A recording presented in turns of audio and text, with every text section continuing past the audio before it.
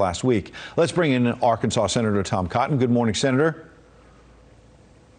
Good morning, Ed. First of all, our thoughts to your state this morning. Sandra just mentioned those tornadoes. It's something a lot of people have been keeping an eye on all weekend, even as we watch the pandemic. So we hope people in your state stay safe. But in the meantime, we also want to get your thoughts on what Congress should do next. You see this push for a fourth package when we don't even know yet what the third package is really going to do. Well, the third emergency bill we passed last week, Ed, was a historic piece of legislation. So first and probably most immediate, it rushed aid to our great doctors and nurses who are on the front lines of this pandemic. Second, we also made sure that we took care of families in need. A record number of Americans lost their job last week. I'm afraid it's going to be the same this week. So we increased unemployment insurance payments through the end of July, as well as provided direct tax rebates. $3,000 or more in many cases for your typical family.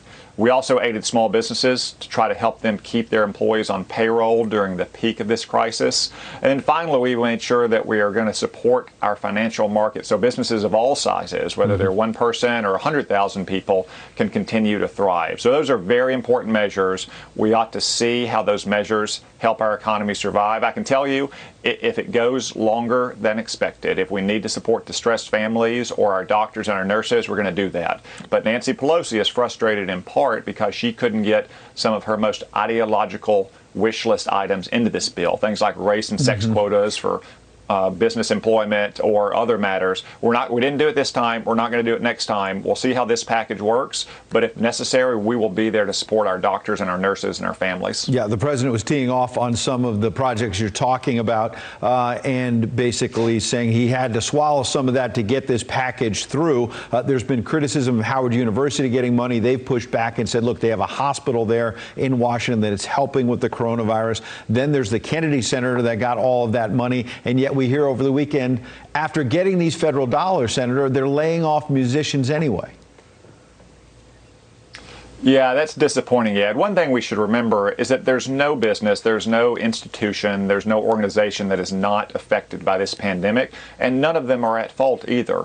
Not our airlines, not universities, not small restaurants. So I don't want to cast aspersions on any organization for going through tough times. It is worrisome, though, when a federally supported institution like the Kennedy Center does get federal tax dollars to help support them in this time of crisis, and then you see those reports that they are no longer going to compensate some of their employees. So we're looking into that, and I would just encourage every business, especially business that gets aid by this, to try to hang on to those employees because you were strong, you were fundamentally sound just 2 months ago. I think you will be in a couple months again. Senator, I've just got 30 seconds, but Downing Street put out a tough statement from the UK this morning saying there should be a reckoning for China because of how they handle the coronavirus. You've been tough on them as well. How do you hold them accountable?